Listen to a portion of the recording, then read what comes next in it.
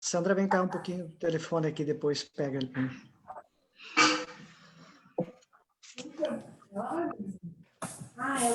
Ó, ele tá tentando entrar lá, ó.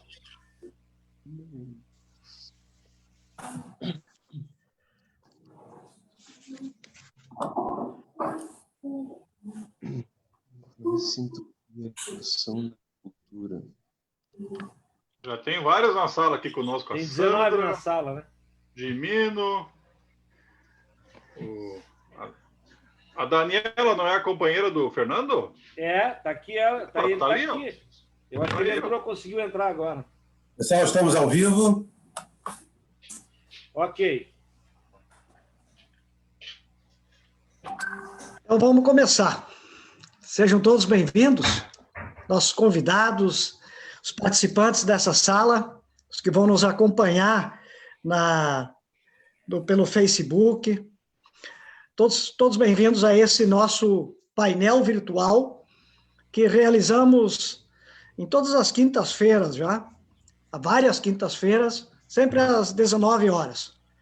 Lembrar aqui que esses encontros nasceram de uma ideia de organizar uma atividade na Semana do Meio Ambiente, e aí, em reunião com o Cláudio Fiorese, nosso querido amigo Cláudio Fiorese, do Instituto Federal, e o nosso amigo Ricardo Pellegrini, do SEB Caminho do Meio, trocamos algumas ideias e, no final, essa atividade virou um programa.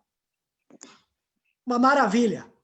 Então, queremos que vocês acompanhem, compartilhem essas ideias, porque cuidar da natureza, do meio ambiente, cuidar da nossa cidade, do seu patrimônio ambiental, são ideias que precisam ser socializadas, compartilhadas, para terem cada vez mais defensores.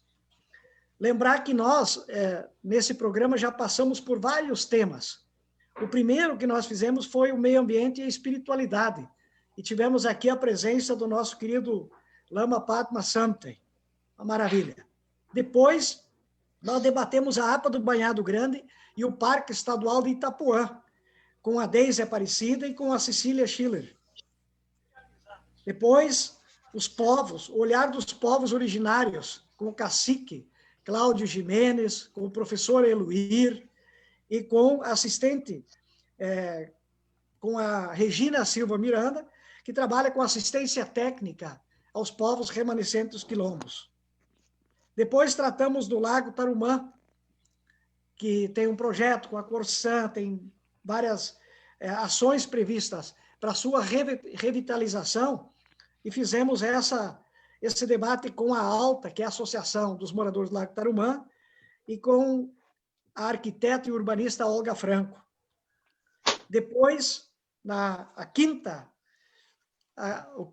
o quinto painel, nós debatemos o trabalho da Emater em Viamão, e conhecemos e damos publicidade um pouco mais ampla do que nós tínhamos já, do lindo trabalho que está sendo feito por essa equipe, do Vladimir, do Alexandre, do Ricardo, da Lisiane e da Maristela Ebert. Trabalho muito bonito e muito em diálogo com esses debates que nós estamos fazendo nos painéis virtuais aqui. Depois, tratamos da gestão municipal e regional, com Jorge Amaro, que foi morador daqui, técnico agrícola, que ajudou a fazer o plano diretor, trabalhou muito no plano diretor conosco em 2006, onde esse tema da proteção ambiental esteve muito presente, e o Andreas Hernandes, que é aí também do SEB. Depois, nós tratamos da agricultura familiar, ou das agriculturas familiares e seus personagens.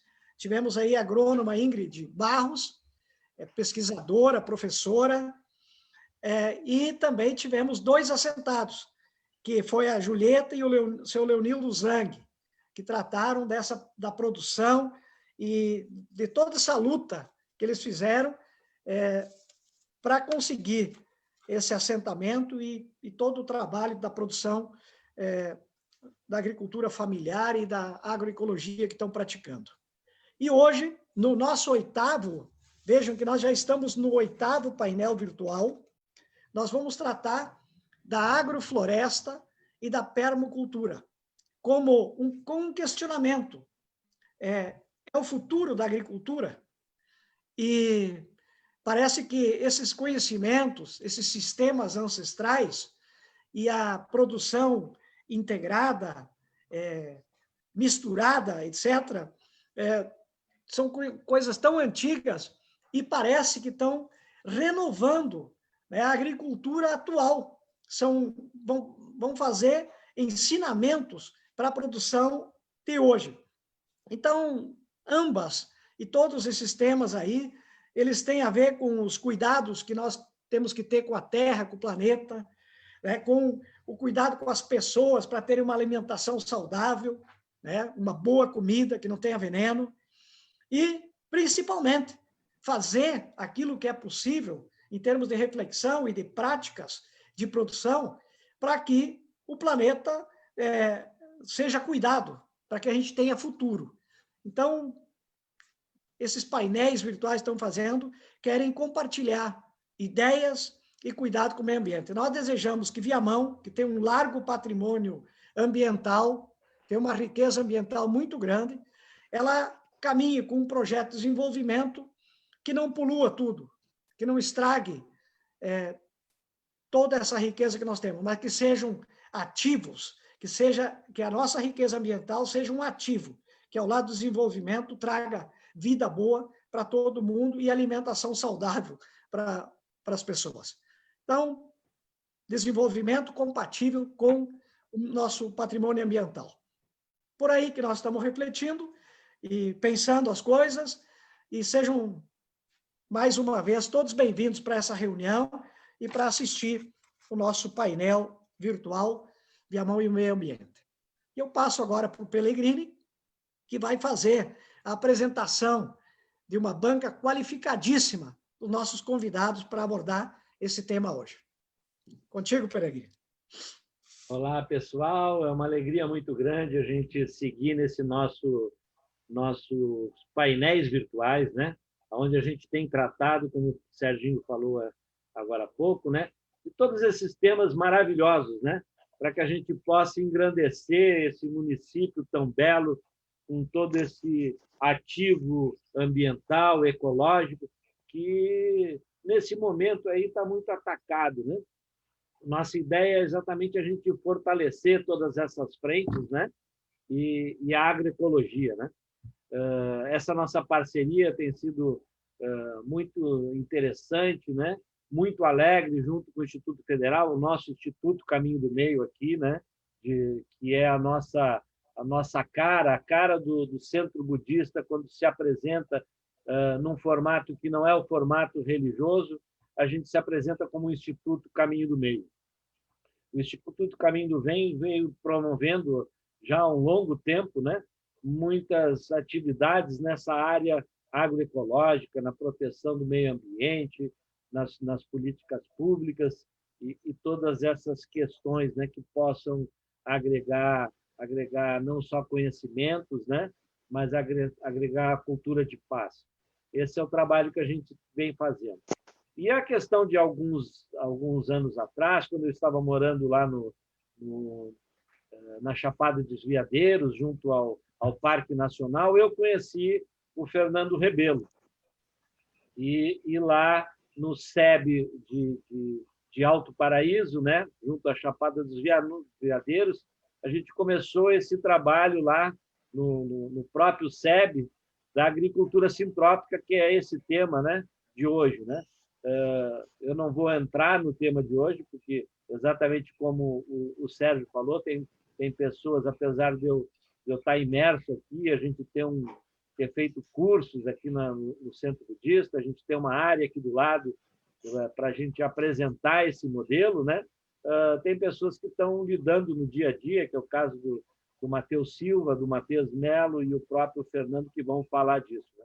Eu só queria dizer dessa alegria muito grande que o Centro Budista tem, do Instituto Caminho do Meio, de receber esses amigos aqui, e que a gente possa mostrar um pouco, né, desse outro modelo, né, que é extremamente possível, extremamente rentoso, né, em todas as direções, né, ele é extremamente rentoso, porque ele nos traz não só um custo mais baixo, como uma qualidade de alimento muito maior, e não esquecendo que a gente está fazendo exatamente isso, plantando as nossas florestas do futuro.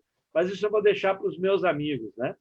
Então, hoje nós temos aqui a presença do querido Fernando Rebelo, o Matheus Melo e Matheus Silva.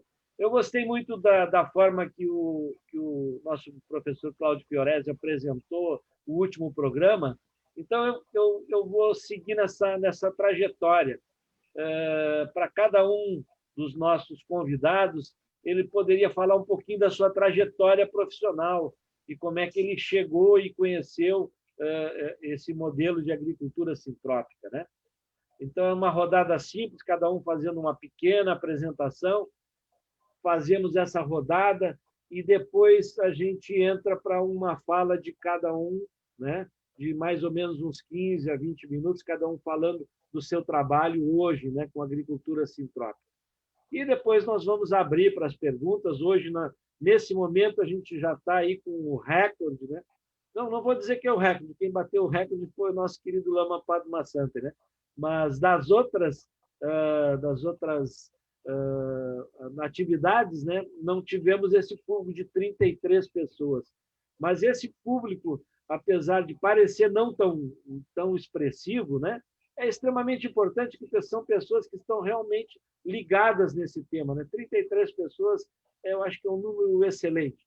E nas nossas redes sociais, no Facebook, a última apresentação chegou a em torno de 1.800 visualizações. A gente está abrangendo um público muito grande. É uma alegria muito grande. Eu vou chamar primeiramente o Fernando Rebelo, para que ele possa abrir seu vídeo, se ele quiser, que eu não sei como é que está a rede dele lá. O microfone já está aberto para ele poder fazer essa pequena apresentação, para depois Oi, Pedro, a gente... está me ouvindo? Olá, Fernando. Alô, está me ouvindo? Viu aí? Casacado? Alô? Estamos escutando. Alô? Escutamos bem, Fernando. Um grande abraço.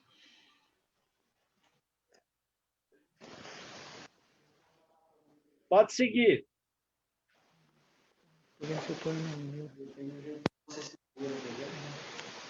Estamos escutando.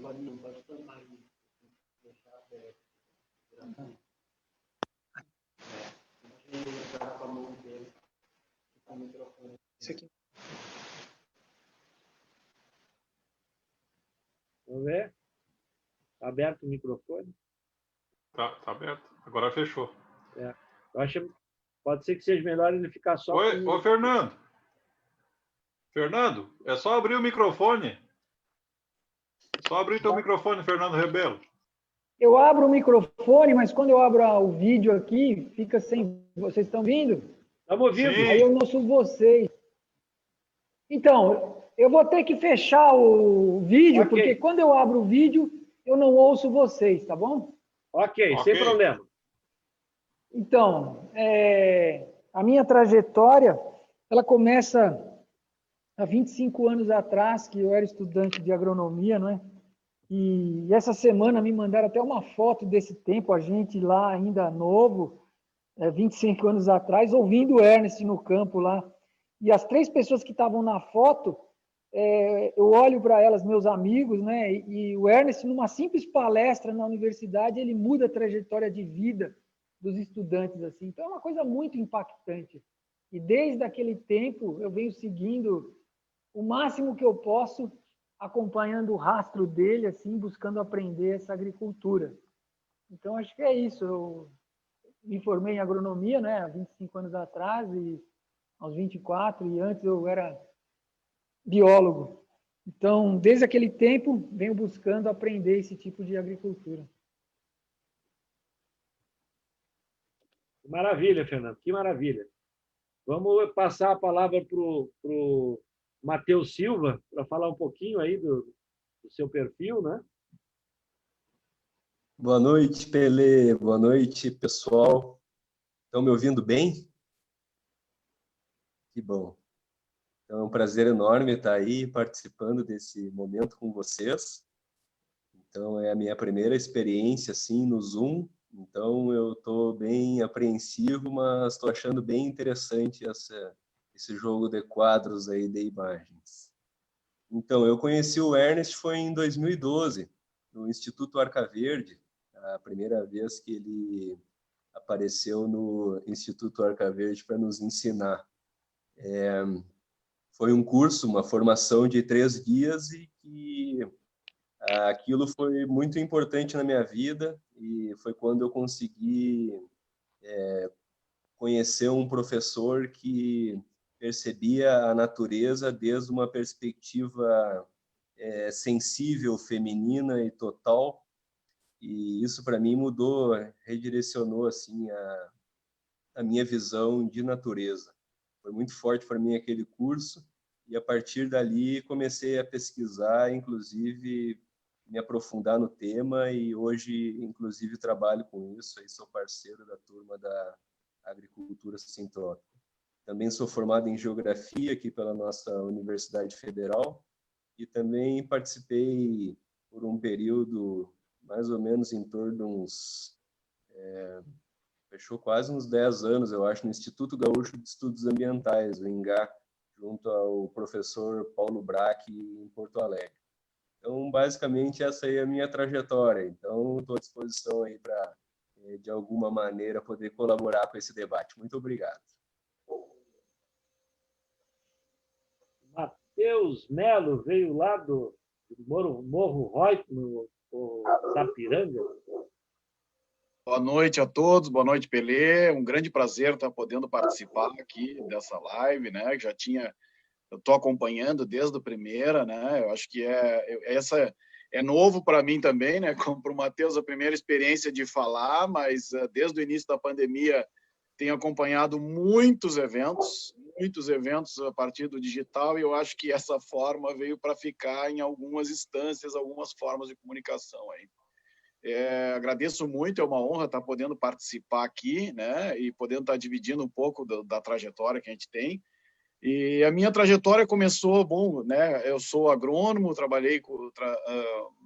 fiz agronomia há um pouco menos que o Fernando, vamos dizer, eu tenho 21, 22 anos, né, e desde o final da graduação eu me encantei, né, foi um encantamento com as então agroflorestas, né, e que foi tanto que eu fiz todo um estudo, um trabalho para que o meu mestrado tivesse esse objeto, né? Tanto que lá em 98, então, eu iniciei um trabalho de mestrado com cedro, né? Com Cedrela officinalis em sistemas de consorciação, vamos dizer, na época a gente chamava, né? Com plantas de lavoura. E então, desde lá estudo, não conheci, né? Conhecia já, ouvi falar do Ernest naquela época, né? Mas fui ter contato efetivamente com ele em 2010 na Arca Verde, que também, e foi então que 2 anos depois, eu tive a oportunidade de ir lá e trabalhar um tempo com ele, né? Tive lá em Piraí do Norte para ver em loco, né? Os sistemas. E, bom, desde aquele tempo do final da graduação e do meu mestrado, que eu procuro estudar, procuro entender, né? E até hoje eu acho que é um sistema mais complexo que a gente pode conceber de agricultura. E logo depois do meu mestrado, ingressei na extensão rural, porque julguei naquela época que eu precisava da prática junto aos agricultores, que ia me contribuir mais para a minha formação, para o meu entendimento do que eram esses sistemas, né? Então, desde então, eu procuro identificar com os agricultores o que como fazem esses sistemas, qual a interpretação e como nasce isso dentro da agricultura familiar, com os agricultores de origens, né, que não indígenas, vamos dizer, a gente trabalha com agricultores de origem europeia, vamos dizer, e qual é a interpretação deles desses sistemas mais complexos. E nesse andar aí, nessa caminhada de 19 anos, vamos dizer, de extensão rural, foi que eu fui identificando e construindo junto com os agricultores sistemas que vão se aproximando da sintropia, né? A sintropia é uma meta, a agricultura sintrópica é um lugar onde a gente tem que chegar, mas que a gente está agora interpretando e junto com os agricultores construindo esses sistemas que vão, na medida do possível, do caminhar, diminuindo impactos, né, e trazendo a tão almejada autossuficiência, né, autossustentabilidade, vou dizer, dentro da propriedade, né? Então, acho que, rapidamente, é isso. Eu trabalho com várias vertentes de agricultura orgânica, mas a agricultura sintrópica é a paixão, né? A menina dos olhos, porque ela é a nossa meta principal, né? Vamos dizer, hoje, nos sistemas, principalmente do jeito que a gente está. Acho que é isso. Maravilha aí essa primeira rodada, né? Eu acho que já dá para dar um pouquinho do perfil de cada um e o quanto cada um é apaixonado, né, pelos sistemas agroflorestais e pela agricultura sintrópica.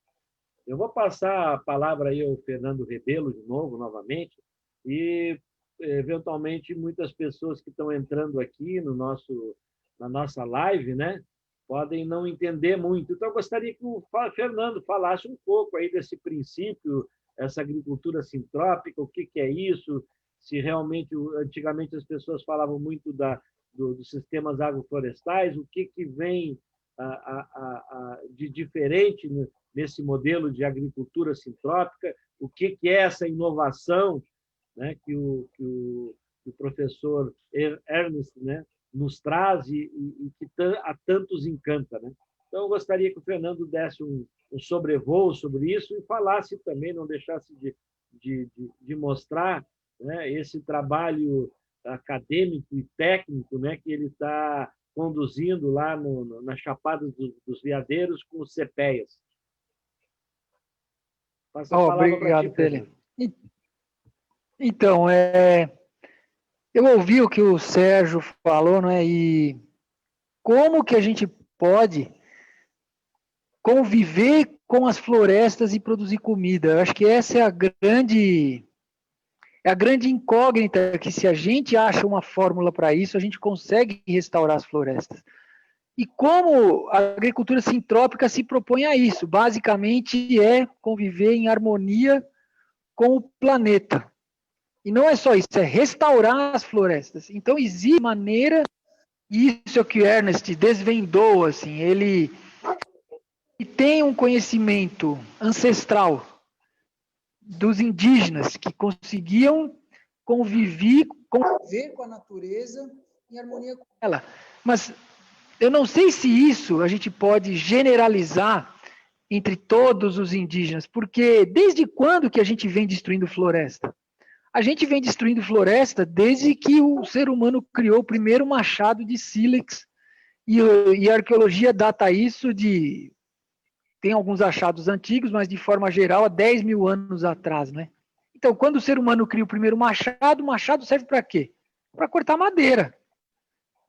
Só que, como nós éramos muito poucos seres humanos, essas cicatrizes que os seres humanos abriam nas florestas era rapidamente absorvida pela natureza, né? Porque era um corte muito pequeno na pele do planeta. Só que os seres humanos foram aumentando, foram crescendo, e basicamente foram duas ferramentas que permitiram essa destruição total das florestas. No início foram os machados de pedra, e o homem nessa época já dominava o fogo, a estimativa é de 400 mil a 1,2 milhões de anos. Então, há muito tempo atrás que o homem já dominava o fogo. Então, com os machados e o fogo, a gente foi, como se diz até hoje, né, limpar, como se tivesse alguma sujeira. Eu vou limpar a área. Então, essa conotação de que floresta é sujeira, isso está arraigado pelo menos há 10 mil anos. Então, como é que a gente muda uma cultura de 10 mil anos? Talvez tenha que retroceder mais, né? Mas, basicamente, a agricultura sintrópica é isso. Se propõe a restaurar as florestas imitando a natureza. Então, a natureza faz isso quando surgem as florestas. Se a gente pega a maior parte, que é 400 milhões de anos, que surgem as plantas com flores, Então, há 400 milhões de anos, ela já testou de tudo. Nós somos 10% humano, o que 90% qualitativamente do nosso corpo são células de bactérias, fungos, que a gente tem, e nós somos uma simbiose, a nossa mitocôndria, o nosso cloroplasto. Então, o que é isso? A teoria que tem muito sentido é que nós viemos das bactérias, que foi uma junção de bactérias que formou os organismos complexos. E quando hoje a gente mata uma bactéria, nós estamos matando a nós mesmos, estamos matando os nossos ancestrais. Então, a agricultura sintrópica se propõe a isso. Entender como a natureza funciona, imitar a natureza e produzir comida. Então, ao invés de destruir floresta, a gente vai plantar floresta onde era floresta, recuperar as florestas e plantar grão. Então, é possível plantar floresta e plantar soja. E nós temos tecnologia para isso. Só que, enquanto a nossa tecnologia tiver uma base econômica, a gente não vai se livrar dessa história, dessa cultura. Então, a gente precisa mudar a base da nossa cultura, deixar de ser uma cultura ancorada na economia para se tornar uma cultura ancorada no ecossistema, para se tornar uma cultura sistêmica. Então, vendo como o ecossistema funciona, a gente imita ele. O ecossistema dita as leis e a gente não ultrapassa essas leis. É como as leis humanas, a gente cria as leis para poder conviver. Se você ultrapassa as leis, você é punido. Então, se a gente ultrapassa as leis da natureza, nós somos punidos. Não é uma estratégia da natureza. O que ela faz? Se a gente entra com fogo, ela se recupera. Se a gente entra com fogo de novo, cada vez mais, ela vai deixando menos instrumentos para a gente conseguir viver naquele lugar. Para expulsar aquele ser que é inoportuno. Expulsando aquele ser que é inoportuno, que no caso são os humanos, ela consegue ter tempo de se recuperar. Mas se a perturbação que já ultrapassou os limites de aceitáveis continua, ela tem instrumentos criados há 3,5 bilhões de anos, que quando surge a vida. Então é ridículo a gente querer competir com a natureza, querer dominar a natureza. Enquanto a gente não muda essa cultura, a gente vai ser sucumbido pela própria natureza, pelas estratégias que o planeta tem. É como o Ernest fala, a gente é como uma pulga no cachorro, é só o cachorro que é o planeta dar uma chacoalhada e expulsar essas pulgas, né? E a vida continua no planeta. Isso acontece em muitos lugares. Você vê Chernobyl, onde foi o desastre atômico, hoje tem bactérias que fazem radiossíntese. Pega a radiação, usa ela para viver. Então, são as estratégias do planeta e a gente não consegue viver lá. Mas a fauna voltou, a flora voltou, a natureza se recuperou, os cientistas estão estudando o que está acontecendo. Os lobos voltaram, os ursos voltaram, os pântanos voltaram, mas só nós que não conseguimos viver lá. Então, nós fazemos parte de um sistema inteligente, nós não somos os inteligentes. Enquanto a gente não aprender isso, a gente vai ficar batendo cabeça e cada vez mais sendo expulso do planeta. Basicamente é isso. Que maravilha, Fernando, que maravilha. Eu vou passar a palavra ao Matheus Silva, né? Para falar um pouco também de sistemas agroflorestais, de agroflorestas e as experiências que ele tem aqui com a Mata Atlântica, né? E vou pedir ajuda aí aos universitários, que não são universitários, são professores de universitários, né? Porque eu aqui interagindo e tenho um agrônomo, não só de formação, como de profissão, que é o professor Cláudio Fiorese, está aí só pensando e deixando eu falar um monte de besteira aqui, ô Cláudio. Tu tem que interagir com a galera. Está indo muito bem, Felipe. Vamos deixar os nossos convidados ir se aquecendo, né? Falando e aos pouquinhos a gente vai afunilando. Tá muito bom, tá muito bom. Uma conversa suave, tranquila, como tem que ser. Tranquilo. Vamos lá, Matheus Silva. Vamos lá, Felipe, obrigado. Então, agora com a fala do professor Fernando Rebelo, uma pessoa que eu respeito muito pela sua competência e trajetória, a gente consegue se situar um pouquinho melhor no debate, né? tentar colaborar um pouquinho. Eu sinto que, vejo na minha prática, que realmente essa mudança interna de atitude seria a chave, né, dessa agricultura, dessa evolução da agricultura que a gente está buscando debater aqui nesse momento. É bem interessante, assim, que vocês sabem que a minha prática é diária, assim, nesse ramo, né, de manejo, poda de árvore, manejo florestal, implantação de sistema agroflorestal. Então, de um jeito ou de outro, eu estou sempre na lida. E tem muitas pessoas que me ajudam com isso, assim, de maneira pontual, colegas, que eventualmente me ajudam. Então, uma coisa que eu percebo muito na lida, na prática, é um certo ímpeto que as pessoas têm e com a ideologia do trabalho, partir para cima da natureza, buscando resolver o desafio ou resolver aquilo que está sendo proposto naquele serviço, naquela ocasião.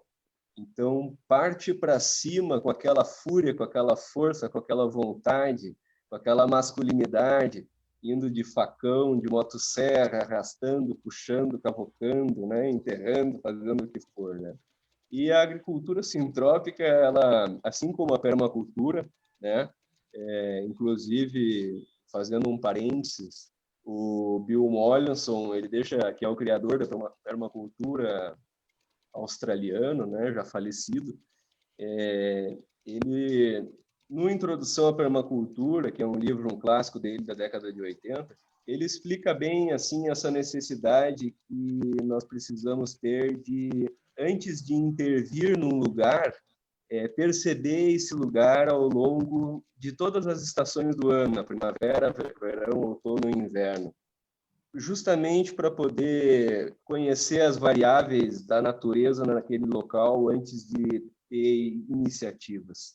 Então, voltando para onde eu estava, muitas vezes com os colegas eu preciso trabalhar a questão interna deles antes da gente trabalhar as questões externas das florestas, ou seja, das árvores.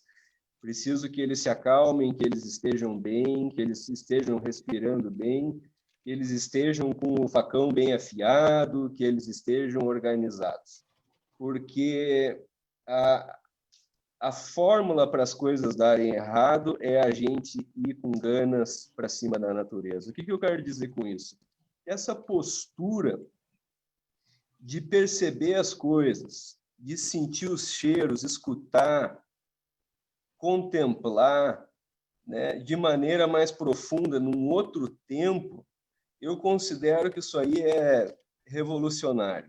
E o Ernest, vamos dizer assim, é o guru, ele não gosta, né, que chame ele de mestre, eu, por isso, chamo ele de professor maior.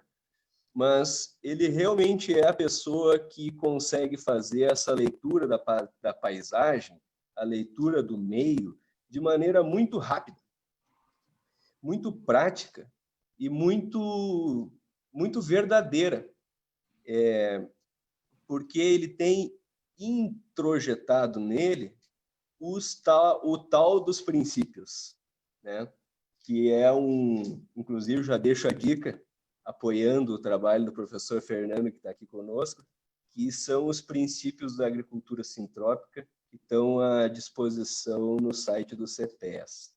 Realmente é um material muito qualificado, porque não se trata de uma receita de como a gente deve fazer as coisas, mas sim de um lugar de onde a gente deve observar as coisas da natureza, como os princípios que são verdadeiros para todos os sistemas florestais que existem na Terra. Parece grandioso, né? Parece super generalista, mas é real. Todas as florestas no planeta, elas obedecem os mesmos princípios.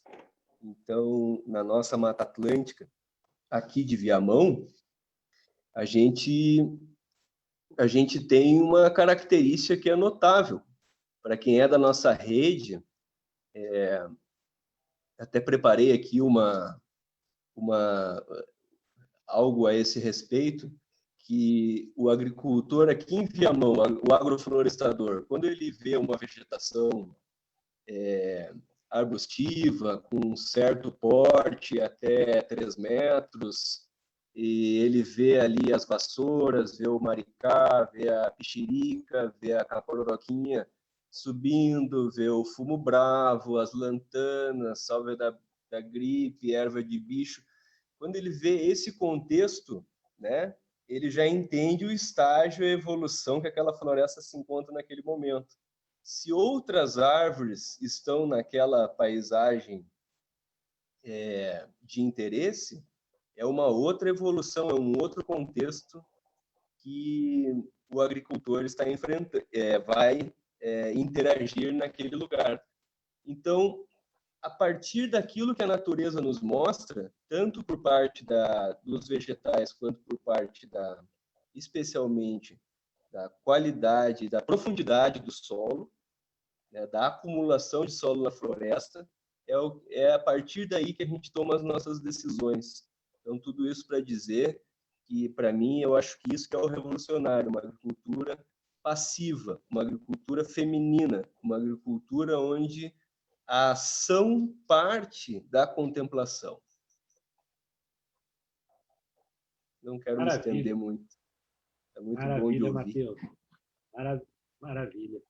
Vamos passar a palavra, então, para o nosso outro convidado, que também se chama Matheus, né? Também é uma pessoa muito próxima nossa aqui, né? Matheus Melo também é aluno do Lama Padma Santem, como o Matheus Silva, e também lá o Fernando Rebelo. Apesar dele estar um pouco longe, já há muito tempo ele frequenta aqui a nossa área, aqui, né? Nossa região. Vou te passar a palavra, então, querido amigo Matheus. Que me sobra, né? Depois dessa fala, né, do Matheus, do Fernando, né, a gente vai expressando a paixão que a gente tem, né? Porque quer uma provocação? Queres uma provocação? Vou te fazer uma provocação. Eu estou aqui ouvindo o Matheus, ouvindo o Fernando e pulsando aqui junto, né? Eu acho que a gente tem uma conexão com isso, porque, na verdade, a gente retorna para um modelo muito ancestral, né? Como o Fernando falou, a gente tem uma conexão muito antiga com essa forma de fazer, né? Do caçador-coletor, né? Eu me lembro que as primeiras vezes que eu ouvi sobre agrofloresta sempre remetia a esses Homo sapiens que sabe lidar com a natureza, né? Que sabe os ritmos, que entende como os outros seres se colocam e os seus papéis dentro do sistema, né? Mas então, eu queria falar assim, eu acho que de onde a gente parte, né? E contextualizando com o momento atual, acho que é muito importante a gente entender e de onde a gente parte, né? No momento atual, eu acho que uma das coisas que a gente tem que pensar e que vai fazer e ajudar a projetar esses sistemas de produção regenerativos, o primeiro ponto de debate hoje, né, contemporâneo, é a imunidade, né? A imunidade dos seres a partir da saúde integral. Eu acho que isso é uma das coisas que tem que estar na pauta e na discussão, né? Primeiro, vamos pensar, não é como vamos nos defender, como que alguma coisa que vai nos ajudar a matar o vírus. Não, eu acho que é a imunidade, é o equilíbrio e a harmonia que a gente estabelece em cada corpo, nos seres, nas pessoas, né? No ser humano. Segundo, o ambiente. A gente está hoje o que nos faz refletir, né? Primeiro, a imunidade em nós, ou seja, a capacidade de nós respondermos a uma ameaça externa ou um micro-organismo, né, que não está contra nós, ele simplesmente está existindo, porque aí vem o segundo item, o ambiente, um ambiente biodiverso e equilibrado. Esse é outro ponto que eu acho que tem que estar na ponta da língua e que vem convergendo para esses sistemas de produção que a gente está discutindo aqui, né? E o outro é a comunidade, a comunidade de seres, e aí vem ressalta a questão social e a questão econômica, né? Vamos dizer, as redes e o desenvolvimento local. Eu acho que isso é outra coisa que faz parte da regeneração da saúde e do equilíbrio, né? A partir, então, desses elementos do ser, do ambiente, da comunidade, né? O que a gente busca, né, com esses sistemas? É o equilíbrio e a redução de impacto. Eu acho que mais do que isso, né, como esses últimos vídeos, até eu estava acompanhando do Fernando no canal do CPEAS, que é o impacto positivo, né? O impacto positivo que nós podemos gerar no planeta, porque, afinal, o que a gente está vendo, né? A gente está vendo tantas questões de impacto negativo, e a agricultura é um dos focos que está chamando a atenção para esse impacto negativo ao planeta, para esse desequilíbrio, para esse uso abusivo, né? Ou de forma autocentrada, né? Vamos dizer, antropocentrada dos recursos naturais para a atividade agrícola. Então, a gente está discutindo uma agricultura que traz um impacto equilibrado e positivo, né? Eu gostei muito da fala do Fernando na virada, no Dia do Agricultor, né? Que ele fala que nós queremos, e aí ele fala agora, eu acho que o Ernest fala isso, nós queremos trazer um impacto positivo, nós estamos recuperando, nós vamos pagar uma dívida, nós não queremos só não causar impacto, como a gente está procurando querer ainda absorver a dívida histórica que o homem tem com o meio ambiente, né? Que é trazer o acúmulo de vida e de matéria orgânica nos sistemas e produzir alimento, né? Eu acho que isso encerra assim um entendimento ou um ímpeto, né? Que hoje, nesse momento, mais do que uma racionalidade, uma forma de entendimento lógico e racional do sistema de produção, a gente tem que se conectar com o coração, se conectar com a emoção. O que nos traz, então, harmonia? O que nos traz a paz de estar consumindo um alimento, né? Que vai trazer não só equilíbrio para mim, para minha família, para os meus queridos, para a sociedade toda, mas também para o meio ambiente, para os recursos naturais, e ainda a agricultura sintrópica traz esse elemento de trazer ainda uma generosidade do pagamento da dívida, né? Porque a gente fala a dívida dos povos tradicionais que a sociedade tem, a dívida que a sociedade tem com os quilombolas né, com as pessoas de matriz africana, mas aqui no Brasil especificamente, mas e a dívida com o meio ambiente, né? Que remonta ao início da revolução cognitiva do homem, né?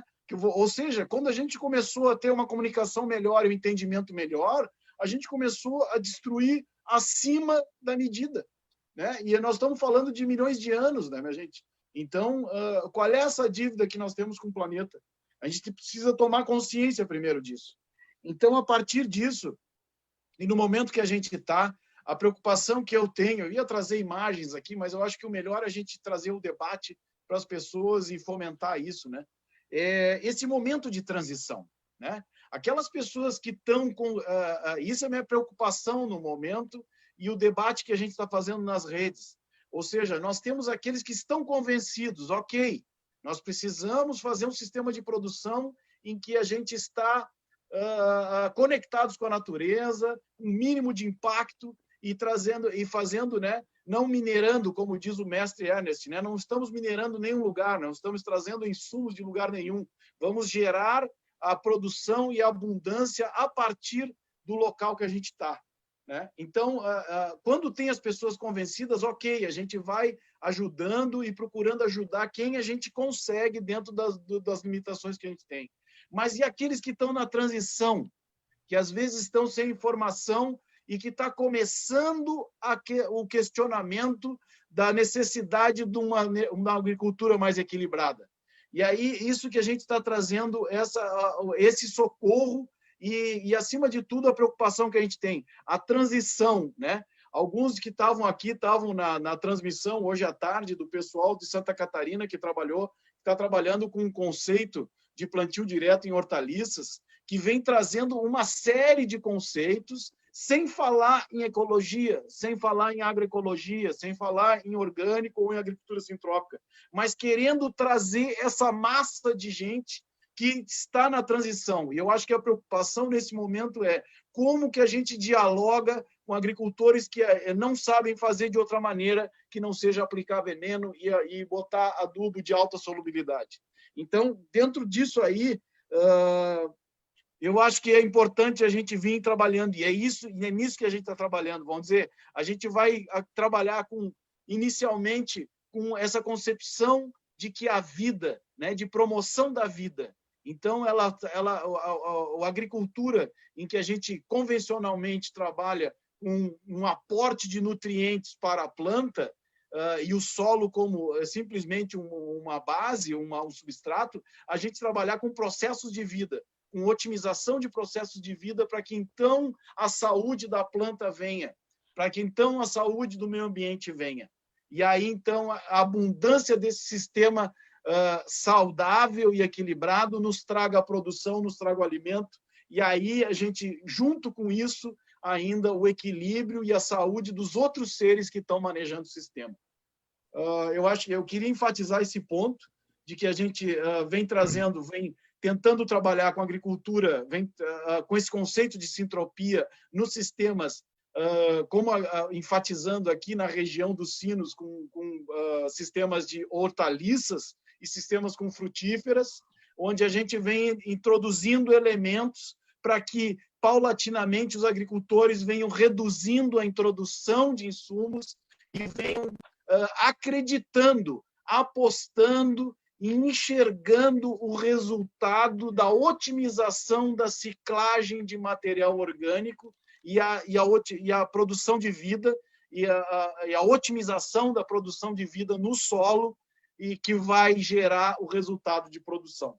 Então, eu acho que a mensagem seria rapidamente essa. A gente está muito preocupado com essa transição, com o diálogo amplo, o diálogo com todos aqueles que começam a ter a pulga atrás da orelha, né? Que começam a ter aquele sistema, não, espera aí, está caro, né? No momento que a gente está de pandemia, os insumos que a gente tem que importar muitas vezes de outros países está se tornando caro, e isso está levando a pulga atrás da orelha dos agricultores. Como é que eu vou sistemas mais saudáveis, de baixo custo, e que eu posso lançar mão de insumos e atividades, né, vamos dizer, práticas de manejo dentro da propriedade, em que eu posso começar a otimizar a vida, e daí então a gente começar a pensar nos conceitos que o Ernest traz, né, de extrato, de diversidade a partir da natureza local, a gente conseguir ter sistemas totalmente autossustentáveis, vamos dizer, que sem mineração, né? Onde a gente, mais do que tudo, o momento é da gente ir abrindo e dando espaço na mente, na compreensão do que é sistema de produção, para esses sistemas em que a gente pode delegar, como diz o Matheus aí, né? Vamos dizer, com uma atitude mais feminina, com uma atitude de mais, para não dizer assim, vou dizer, uma atitude de mais observação, de mais reação diante dos fatos que acontecem na natureza, a gente poder delegar, nesse momento, as funções para uma vivificação do solo para outros seres, né? Eu acho que é um momento da gente questionar o antropocentrismo e o controle total dentro do sistema de produção, e a gente começar a olhar para os outros seres que estão dentro da propriedade, e a gente começa a delegar e confiar.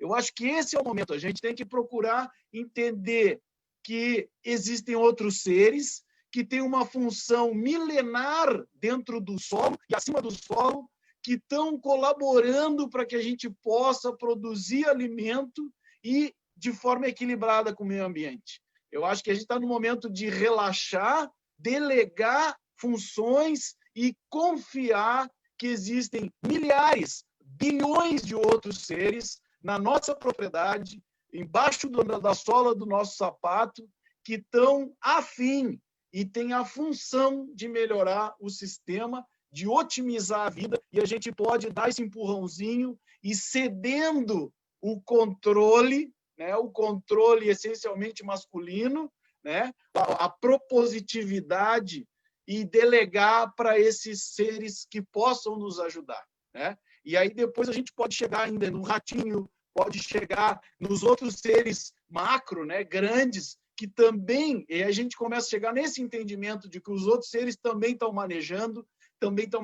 para o seu prazer interno, como diz o mestre Ernest, né? E aí a gente começa a interagir e confiando que é possível produzir, junto com, unindo, ajudando todo mundo junto, certo? E não só outros seres humanos, como milhares de outros seres não humanos que estão querendo que isso aconteça. Eu acho que é um momento da gente relaxar, delegar e confiar, porque é isso que a gente precisa nesse momento para poder rumar a agricultura sintrópica. Eu acho que de provocação tá bom, eu acho que a gente pode passar para o debate. Tá ótimo, Matheus, muito bom. Essa rodada inicial, nós tivemos também já a participação dos nossos convidados no chat, que eu acho que é importante a gente dar voz aqui. A Neuza, ela quer saber se estão disponíveis os demais encontros. Sim, eles estão disponíveis no Facebook do Centro Budista, no Facebook do Eco Viamão, no Facebook também do Centro Estudantil Unificado do Instituto Federal. Esses 3 canais de Facebook estão transmitindo e fica armazenado lá. E agora, em seguida, vai entrar também no ar um canal do YouTube do Eco Viamão, onde todas essas lives serão depositadas ali, estarão disponíveis, né? Essas 8, né, Serginho? 8 lives. Temos aqui a participação do Lui. O Lui coloca o seguinte, eu acho que aí o Fernando, os dois Matheus, poderiam entrar um pouquinho em alguns aspectos técnicos e mais científicos também ligados a essa opção pela agricultura sintrópica, né? Essa opção pelos sistemas agroflorestais, essa opção pela vida, como falou o Matheus, né? Porque muitos se questionam, né, se esses sistemas são viáveis em média, grande escala, por exemplo, se eles são viáveis na agricultura urbana, ou seja, na cidade, a gente pode ter sistemas agroflorestais. Eu acho que é interessante vocês comentarem isso também. Mas o Lui coloca o seguinte, ó, no provável cenário de insegurança alimentar, eu já diria nem que é provável, acho que nós vivemos uma insegurança alimentar, uma fartura de alimentos ultraprocessados, né, Lui? Mas segurança alimentar e nutricional sustentável nós não temos, né? Bom, mas nesse cenário, devido à crise econômica, a partir da pandemia que vivemos, ele pergunta, o Lui, quais seriam as estratégias emergenciais de implementações de SAFs, de sistemas agroflorestais? Quais os atores que deveriam participar ou que seriam indispensáveis de serem mobilizados para garantir essa segurança alimentar? Então, essa é a pergunta do Lui.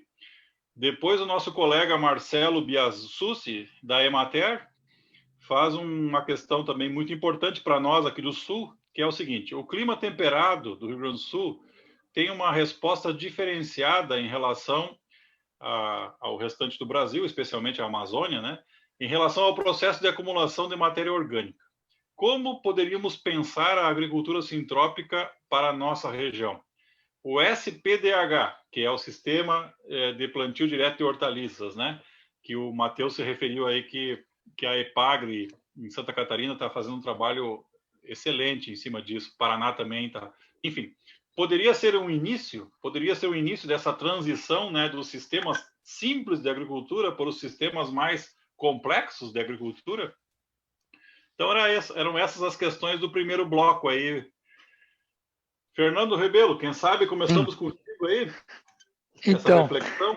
Eu acho que a atitude emergencial para hoje, olha, você pode fazer uma coisa bem simples, não precisa comprar adubo, você tem uma varanda, você tem 1 metro quadrado de varanda no seu apartamento, você tem um quintal, você tem um gramado, você mora numa casa, uma coisa simples que nós fizemos em casa. O meu menino de 2 anos queria comer morango, aí nós começamos a fazer uma hortinha para ele. a minha esposa bate todo o resto de verdura, casca de laranja, a gente não tem carne em casa, mas todo orgânico vegetal bate no liquidificador. O nirá cresceu 2 vezes mais. A gente adubou o nirá com cama de frango, ele estava assim meio capengando e tal. Aí ela falou, vou fazer um teste aqui. Aí tinha testemunha e ela regou. Todo dia ali, foi uma semana. O manjericão ficou lindo, o nirá ficou lindo, cresceu quase 2 vezes mais. Ela viu no YouTube isso, falou, não, vamos testar isso aí.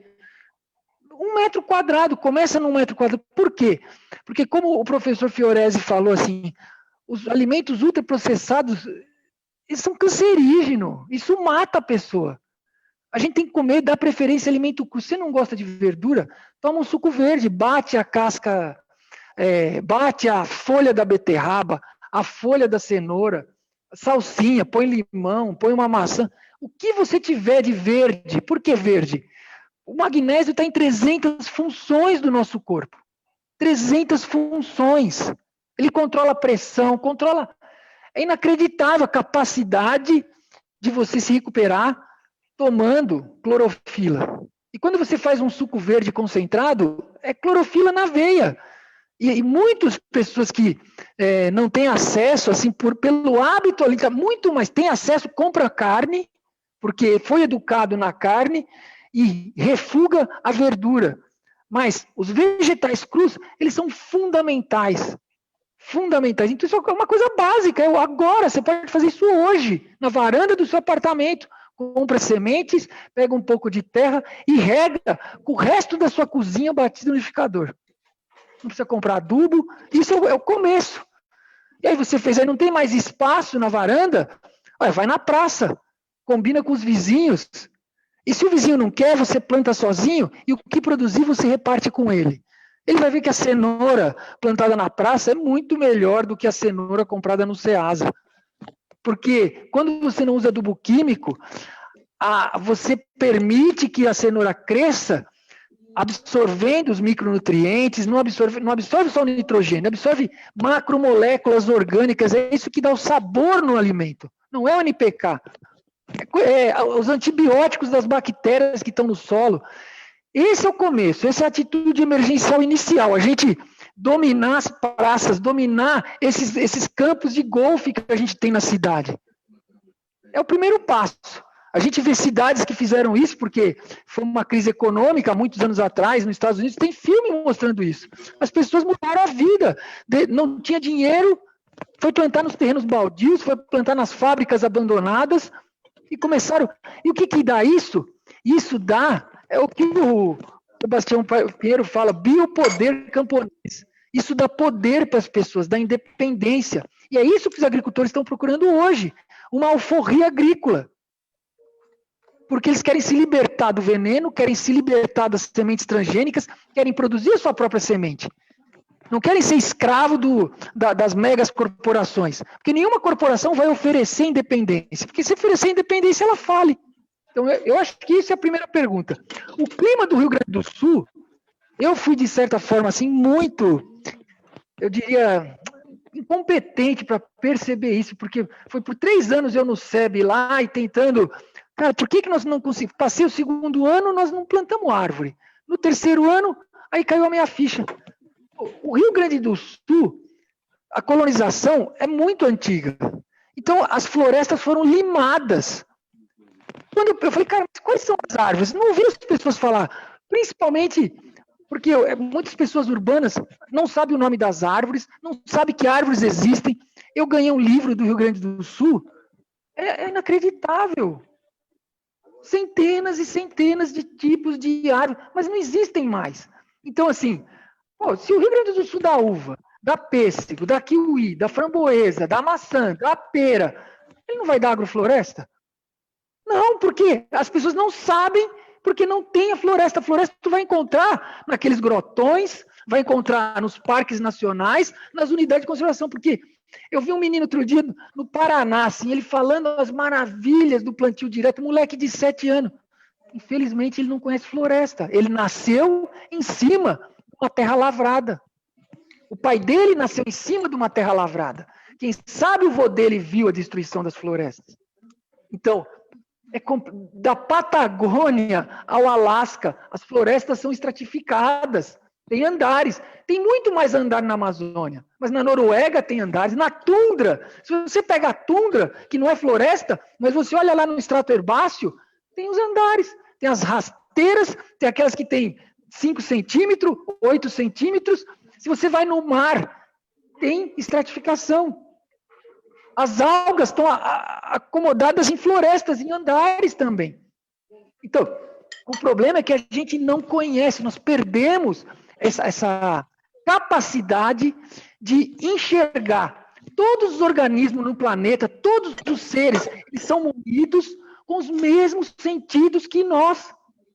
E eles conseguem viver em harmonia. E nós temos os mesmos sentidos e perdemos a capacidade de olhar e enxergar aquilo que está visível para uma barata, para um inseto, para viver no planeta em harmonia com todas as outras espécies. Nós temos que recuperar isso.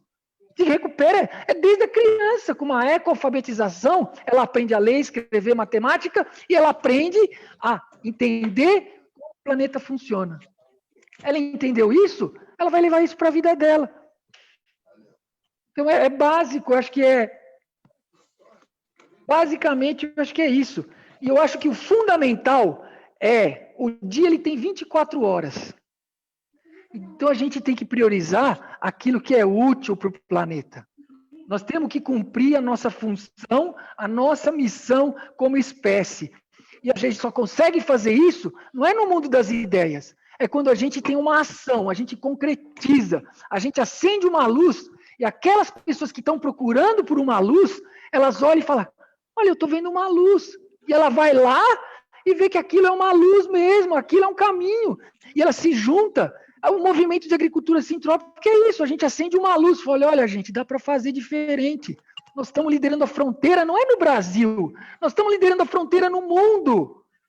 Eu fui para Costa Rica, onde começou o movimento com o Ernest, ele saiu da Suíça em 75, ele veio para o Brasil, depois ele voltou, pediu demissão e foi trabalhar na Costa Rica.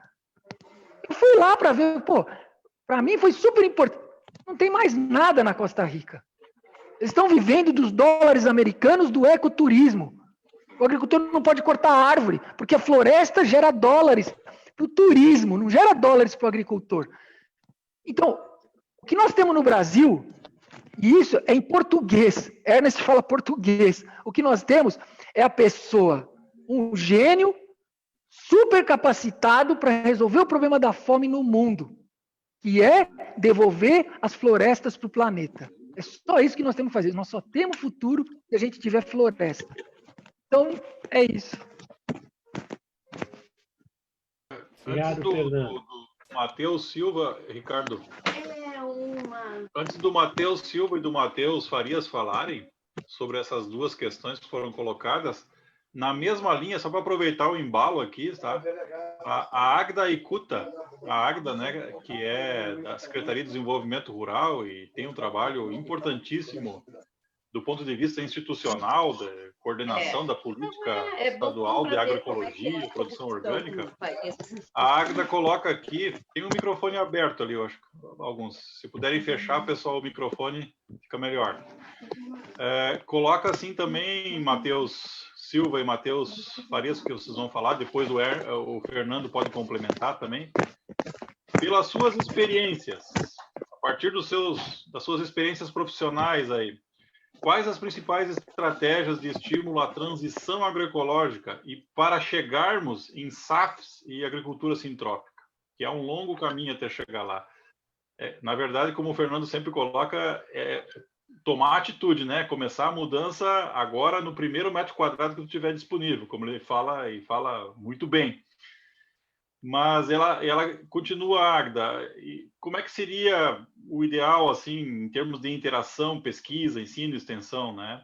Como demandar políticas públicas, né? Eu acho muito importante essa questão que a Agda coloca, ainda mais que nós estamos agora numa véspera, apesar da incerteza do cenário, de uma eleição municipal, né? Como demandar políticas públicas do Estado? O Estado que a gente fala é Estado, União, municípios, né? E é isso. Então, a Agda, depois ela coloca aqui também as legislações que já existem, as políticas públicas que já foram produzidas. E o Fernando, um amigo teu aqui te manda um afetuoso abraço. Ele foi teu contemporâneo de movimento estudantil no curso da Faculdade de Agronomia, né? Enfim, na FEAB, né? Na Federação dos Estudantes de Agronomia do Brasil. Ele era conhecido como o Rato de Cruz das Almas da Bahia. E ele diz que estão tocando a agrofloresta lá no SEB do Recôncavo, na Bahia. O nome dele é Ivanildo, o apelido é Rato. Está te mandando um abraço aí, Fernando. Então, por favor, aí, Matheus, os dois Matheus, se puderem complementar. Depois passamos aí para o Pellegrini e para o Serginho, porque já são 20 horas e 10 minutos. A gente vai no máximo até 20h30, né, Pellegrini? A gente tem tentado não se estender muito, os assuntos são maravilhosos, né? Mas para que não fique tão cansativo, né? As lives, geralmente, quando elas são muito cansativas, a gente vê aqui pelo próprio chat, né? Que aos pouquinhos as pessoas vão a partir de 1h30, as pessoas já vão se desligando, né? A gente pode repetir algumas lives, né? Mas que a gente não ultrapasse as 8h30 para não ficar tão cansativo. Então, vamos passar para o Matheus Silva e depois a gente passa para o Matheus Melo. Só aproveitando aqui, né? Falar em leis, né? Tem as leis aí que estão surgindo, né? Lá no SEB Alto Paraíso, lá, eu tive que criar uma lei, né, para o meu amigo Fernando Rebelo. Digo, olha, Fernando, antes das 6h30 da manhã, tu não me acorda, cara. Porque era 15h para 6, ele já estava na volta da minha casa me incomodando. Digo, tchê, vamos deixar assim, vamos botar um horário, 6h15, 6h30, tu já pode me acordar. Mas antes das 6h30, não, Fernando. Porque senão era 5h30 da manhã, ele já estava cansado de comungar na horta, e aí ele vinha ali me acordar, porque eles achavam um absurdo aquele cara ali parado, dormindo naquele horário. Digo, não. Aí conseguimos chegar num consenso. 6h15, 6h30 da manhã, ele já estava autorizado a me acordar. Foi um prazer muito grande morar 4 anos lá na mesma aldeia, né? E ver tudo isso começando lá e o Fernando poder ter um espaço, né, nobre que nem aquele, na beira do Rio dos Couros, para poder fazer toda essa pesquisa e depois ainda fundar o CEPEAS. E no finalzinho, tu ainda tem que dar um recado, Fernando, que parece que está no forno, né? Algum mosquitinho me contou que já está no forno o teu livro. Ele vai lançar um livro daqui a uns dias, né? Então, parece que já está no forno a impressão. Vamos estar aguardando e queremos, assim, poder lançar aqui nesse programa, aqui, esse teu livro, para tu falar um pouco disso. Então, vamos passar para o Matheus Silva. Certo. Obrigado, Pelé. Então, 3 questões, eu vou buscar ser também bastante objetivo para abrir a possibilidade de também escutar os outros colegas. Mas o primeiro assunto, esse que eu chamo de guerrilha agroflorestal, é um assunto que faz parte da minha vida desde sempre, assim, né? Eu acho que cada quadradinho de terra que a gente tem à disposição para poder estar trabalhando, essa é a nossa função. Então, morei na comunidade do Arvoredo, né, no centro de Porto, ali por 8 anos, nós tínhamos 30 por 30 metros de pátio, e ali nós tínhamos bananeira, taioba, cúrcuma, bertalhas e sálvias, e um pé de abacate, juçaras e pitangas, e tudo que a gente podia ter naqueles 30 por 30 ali, a gente cultivava. E também em 2010 a gente conseguiu participar, através do Engado, de um recurso que era o Escola Sustentável.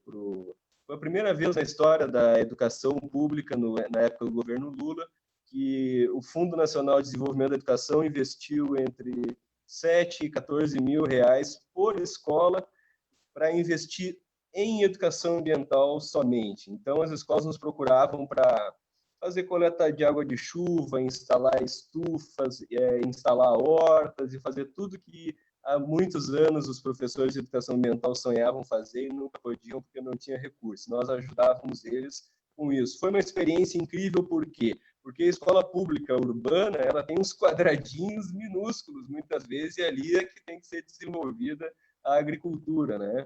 Então, questões como sol, sombra, né, solos contaminados, isso tudo a gente tem que enfrentar na prática da guerrilha agroflorestal. Então, eu também sou a favor dessa ideia, como trouxe o Fernando. Eu acho que a gente precisa parar de carregar panfletos e fundamentos e começar a carregar sementes, estacas e pó de rocha. E eu acho que é isso que realmente vai transformar as realidades das pessoas. Essa é a primeira pergunta que eu queria trazer, então, essa contribuição. Em relação ao questionamento trazido sobre os clima, solo e vegetação do Rio Grande do Sul, esse nosso clima temperado, a minha impressão, a impressão que eu tenho é assim, o Rio Grande do Sul ele tem muita floresta. A gente vê floresta por todos os lados, né? São muitas vertentes, são muitas encostas, beiras de rio. Aqui em Viamão ainda temos muita floresta atlântica. É claro que se a gente olha na ponta do lápis, nos mapas, as devastações continuam, mas o nosso estado ele tem uma certa estabilidade nessa questão das florestas. É claro que ocorrem desmatamentos, mas não se compara com o arco de desmatamento da Amazônia. É outra lógica. Nós aqui, no nosso estado, a coisa é mais estabilizada em nível de desmatamento, né? Então, a gente tem muitas florestas. Só que se vocês pararem para analisar as nossas florestas, que às vezes que parecem ser florestas muito antigas, muito velhas, a gente, fazendo uma verificação rápida no solo dessas florestas, a gente vê aquilo que o Fernando estava comentando, que são solos muito rasos. Por exemplo, aqui no SEB, que a gente chega a ter mais de 10 hectares de capoeira, de floresta atlântica, a gente vê no solo a matéria orgânica acumulada em 1 centímetro, 2 centímetros. Ou seja, há 20 anos atrás, antes do SEB se instalar aqui, provavelmente isso aqui certamente era potreiros, né? Potreiros de séculos de impacto do gado em cima da terra. Isso fez com que os solos muito antigos fossem todos lavados para dentro das calhas dos arroios, né, das calhas dos rios, entupindo o sistema hidrográfico daqui para baixo. É assim que acontece na maioria dos lugares. A gente vê florestas que a gente acha, às vezes, coisas muito velhas e, na verdade, para quem sabe, vai olhar e ver que aquilo são capoeiras de 20, 30, às vezes 50 anos. Então, essa é a realidade do nosso estado, né? Mas a gente vai olhar o solo, a gente encontra a matéria orgânica. Tem 1 centímetro, tem 2 centímetros, é pouco, mas tem. Lá no Cerrado da Amazônia, quando os solos são completamente degradados, a matéria orgânica ela demora muito mais para se acumular, e justamente porque tem esse ciclo que é intermitente, não acaba nunca, né? De sol e chuva, e aquilo se consome. Nós temos esse clima temperado e as coisas ficam mais guardadas. A nossa matéria orgânica fica mais guardada. Eu tenho essa visão, para mim é muito mais fácil desenvolver o sistema agroflorestal aqui no nosso estado do que, pelo menos na minha pouca experiência que eu tive lá no Alto Paraíso com o Fernando e também em outros lugares da Amazônia que eu conheci. É muito mais fácil a gente desenvolver aqui do que lá. Porque aqui, no inverno, as coisas se acumulam, as coisas param e aquilo fica reservado. E aí, a partir do momento que o sol começa a ascender novamente, a partir do solstício de inverno, aí a força da floresta começa a se desenvolver e aquela, entre aspas, máquina começa a trabalhar de novo, né? Então, para mim, eu vejo isso como uma vantagem. É como se a gente pudesse... a gente tem todas essas plantas que resistem a 300, 400 horas de frio, essas plantas a gente consegue desenvolver nos nossos sistemas também. Então, em relação à matéria orgânica e solos e florestas do Rio Grande do Sul, eu sinto que é um lugar abençoado. Eu acho que é abençoado. Eu acho que o que a gente precisa fazer é transformar as capoeiras em sistemas mais complexos, a gente precisa resetar, ou seja, resetar as capoeiras e implantar sistemas mais diversificados, a gente tem que manejar essa sucessão, a gente precisa aprender a lidar com isso. Esse é que é o ponto. E de verdade, pessoal, quem é que sabe manejar florestas? Quem é que conhece as nossas plantas nativas? Quando conhece, a gente tem muitas vezes os botânicos, né, que conhecem as plantas nativas e sabe o cedro, e conhece o angico, e sabe sobre o louro-frejó, mas quais são os estratos que essas plantas ocupam, velocidade de crescimento, qual é o lugar na evolução que essa planta se encontra? Isso aí são tudo conhecimentos e, ao meu ver, ainda, claro que tem muita coisa já desenvolvida, mas não faz parte da nossa cultura. O que nós precisamos desenvolver entre nós, nessas redes de agrofloresteiros, é uma cultura, uma visão aprofundada de como é que funcionam os nossos sistemas locais aqui, quais são as nossas plantas, em que estratos essas plantas ocupam dentro da floresta, quais são as estratégias, as plantas estratégicas para a gente iniciar os nossos sistemas e recuperar as áreas degradadas. Então, esse é o ponto, e aí eu já engato na terceira questão, que é a questão da transição agroecológica. Então, eu vou falar em relação ao meu público. Eu não trabalho vinculado ao Estado, eu trabalho vinculado ao mercado, eu trabalho por demandas. Então, as pessoas que me procuram são pessoas que querem, que estão justamente nessa fase da transição agroecológica, que estão, muitas vezes, indo para a terra, né? Então, gente, eu vou trazer assim uma questão que para nós é básica. A primeira coisa na terra, é isso que hoje a gente chama talvez do neo-rural, das pessoas que estão indo, que estão querendo começar, a primeira coisa é um reconhecimento geral da área. A gente precisa desenvolver um croquis, desenvolver um mapa. Hoje a gente tem o Google Earth, a gente tem vários recursos, a gente precisa conhecer e levantar esse cenário. Isso é um princípio da permacultura. Fazer um levantamento básico e conhecer o sol. A gente está no Rio Grande do Sul, paralelo 30, o nosso sol no solstício de inverno, ele vai a 36 graus do horizonte, ele vai dormir lá embaixo ao meio-dia no solstício de inverno. Ele fica muito baixo, a inclinação é muito forte. Isso influencia diretamente os nossos sistemas. Então, a primeira coisa, a gente precisa contextualizar a nossa terra. Saber se ela está virada para o norte ou se está virada para o sul, se está virada para o oeste ou para o leste. O nosso oeste, no Rio Grande do Sul, é muito quente. O verão no Rio Grande do Sul é tórrido. Dezembro, janeiro, fevereiro é tórrido. Então, como tu vai virar um sistema para o lado do oeste, sabe? Qual é a chance que isso tem de dar certo? Se essas coisas não forem pensadas de maneira total, de maneira completa, a chance para isso dar certo se reduz. Então, a primeira coisa que a gente sugere e ajuda as pessoas a fazer é conhecer a sua terra, caracterizar. Aqui é campo, aqui é floresta, mas qual floresta? Aqui é capoeira, aqui é capoeirão, aqui passa um rio. Desenhar isso num croquis para poder se situar na terra, poder planejar por onde a estrada vai entrar, onde vai ser construído o galpão, onde vai ser implantado o primeiro sistema agroflorestal piloto. Essas noções, elas são básicas, elas deveriam ser básicas, mas a gente não vê isso por aí. Tá, gente? Então, acho que eu finalizo, então, essa parte da transição agroecológica com essa contribuição e, enfim, é isso, estou aberto aí para qualquer questionamento. Obrigado. Passar, então, para as considerações finais do Matheus, então, Belo? Sim, vamos ser objetivo, né? Nós estamos numa live em que, enfim, estamos lidando com paixões das pessoas aqui que falam, né? Então, assim, medidas emergenciais no Rio Grande do Sul hoje, nas cidades aqui, pelo menos na região onde a gente está, e eu acho que em todas as cidades do Rio Grande do Sul dá para ter isso, do Brasil também, dependendo da logística, é as podas urbanas. Medidas emergenciais para quem está no urbano, para quem está no periurbano. Para não haver, vamos dizer, e não explorar essa questão da mineração, de tirar recurso de outro lugar, vamos tirar recurso, vamos dizer, do urbano, respeitando, claro, grandes vias, onde tem depósito de metais pesados nas folhas, mas a poda urbana, minha gente, é um recurso excelente e luxuoso para a gente usar em pequenos sistemas, como estão dizendo, desde 1 metro quadrado até terrenos um pouco maiores, e mesmo aqui, onde a gente está estimulando aqui em Sapiranga, os agricultores, e eu sei que vários outros municípios estão acontecendo isso, e está sendo motivo até de comércio, que é a poda urbana, ou seja, galhos de árvores porque o grande motivo, a grande questão emergencial, o que é? Acumular matéria orgânica.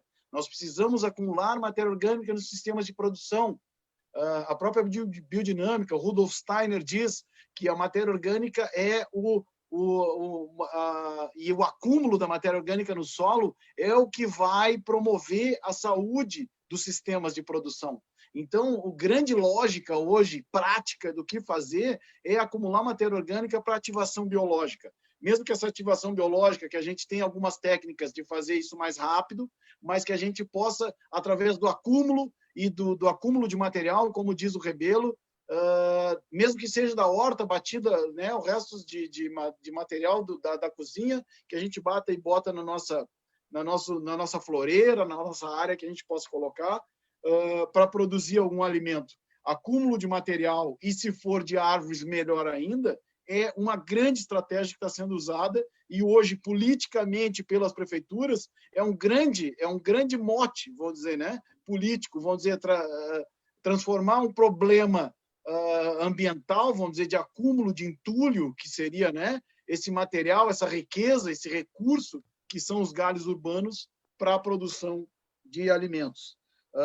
Outra coisa, em relação às políticas públicas, né? Bom, e a outra coisa, só resgatando, vamos dizer, emergencial, é a compostagem.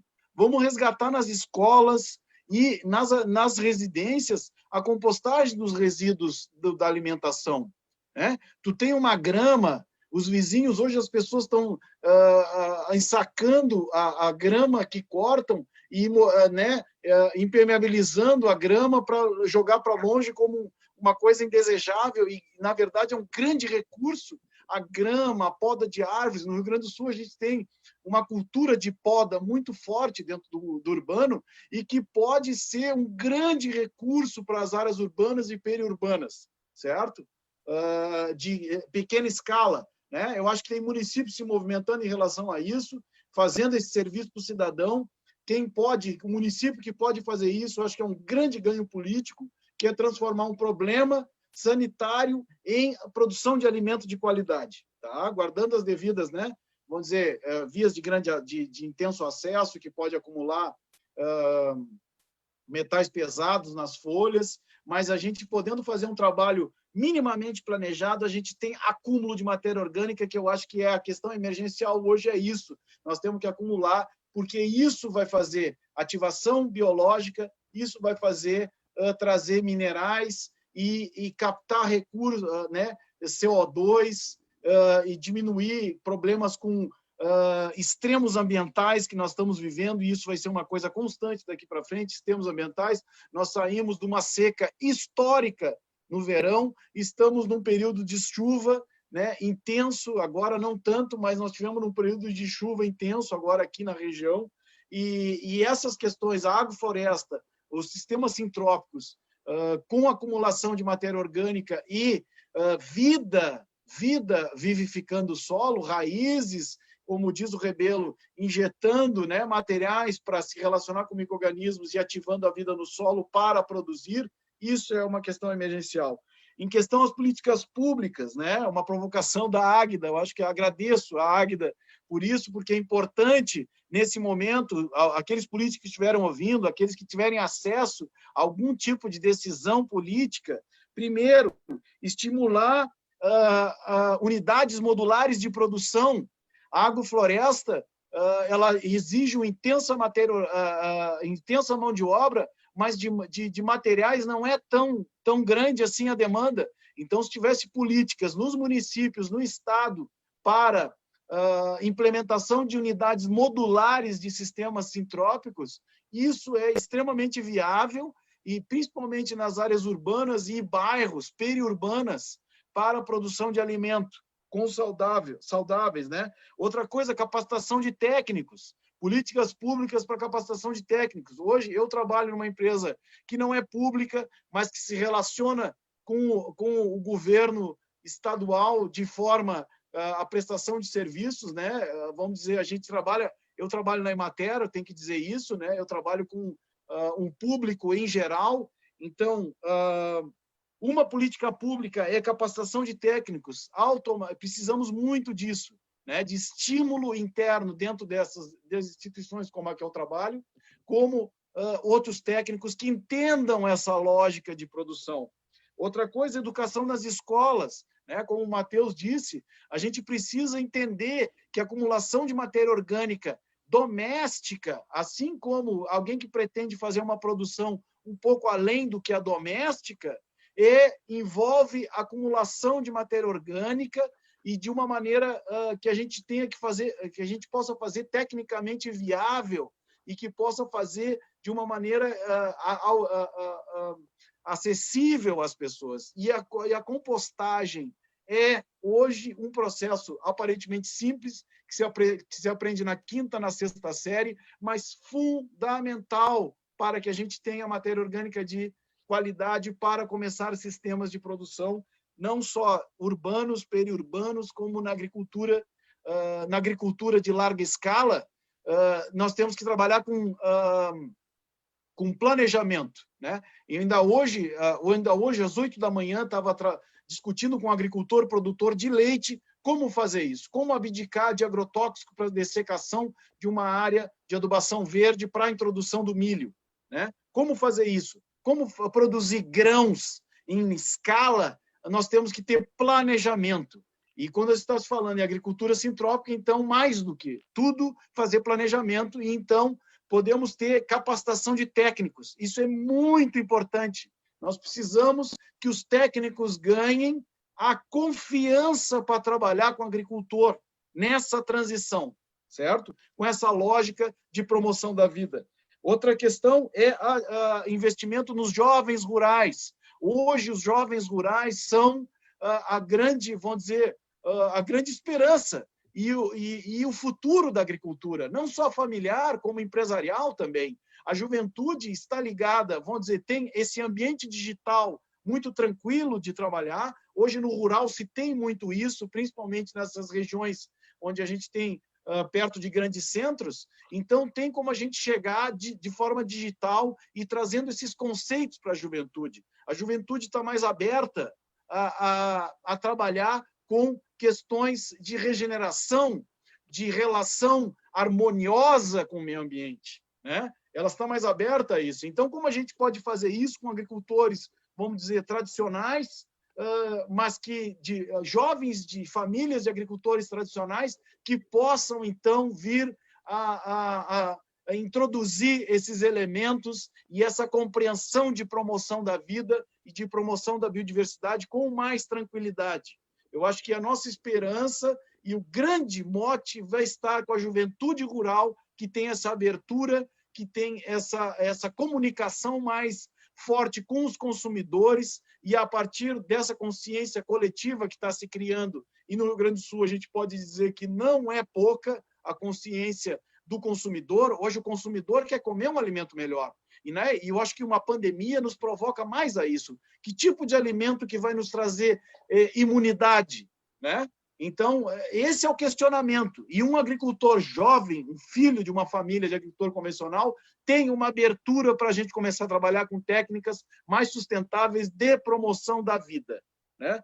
Outras questões é viveiros, né? Eu acho que o Rebelo tocou num assunto importantíssimo, eu ia dizer, chegar nesse ponto, que é um dos desafios do Sul, né? A gente tem resquícios das matas dos biomas originários do nosso estado, e o nosso estado é um estado, como diz o Matheus, né? Nós somos abençoados porque nós temos vários tipos de biomas e nós temos os ecótonos, os encontros desses biomas que geram uma diversidade ainda maior nessas zonas de encontro dos biomas. E isso nos faz ter contato com uma diversidade maior, uma possibilidade de contato com o bioma, com uma diversidade maior. Então, eu falo aqui, né, do alto do Vale dos Sinos, que é o encontro da Pampa com a Mata Atlântica, onde a gente tem uma explosão de biodiversidade e um potencial muito grande de espécies. Então, eu acho que a promoção e a promoção e vamos dizer, a capacitação e o estímulo à produção de mudas e capacitação para catação de sementes e produção de mudas da nossa biodiversidade, e ao mesmo tempo o trabalho que a própria rede Ecoforte faz, que é a degustação e produtos alimentícios a partir da nossa biodiversidade, das nossas frutíferas nativas, que são uma riqueza enorme que nós temos no Estado. Eu acho que é uma possibilidade muito grande, políticas públicas reais que a gente pode trazer sem muito custo e que pode ter um engajamento muito grande de jovens rurais, de neo-rurais, que a gente hoje verifica aqui na minha região, que é a periferia da região metropolitana, né, onde acaba os prédios e começa a mata, que a gente está verificando o engajamento de muita gente. Então, a gente pode viveiros, compostagem, a arborização urbana e a poda urbana, acumulação de matéria orgânica, fontes de matéria orgânica e estímulo para esses processos dentro das prefeituras e secretarias de meio ambiente seria muito importante. Então, são possibilidades imensas de políticas públicas para fomentar de uma maneira simples, não com tantos recursos, mas que a gente possa mobilizar e capacitação de técnicos e dentro mesmo da estrutura pública ou que se relaciona com a estrutura pública, assim como demais técnicos e profissionais de ensino superior que têm interesse, ou outros profissionais que têm interesse na divulgação e na propalação dessa, né, no espraiar, como diz um político antigo nosso aqui, saudoso, o espraiar dessas ideias e dessa produção orgânica e harmonizada com o meio ambiente. Desculpa, é que no fim o entusiasmo é grande, a paixão é grande, e nós podíamos discutir mais 1h30 aqui tranquilamente, viu? Estou à disposição para mais novas perguntas aí.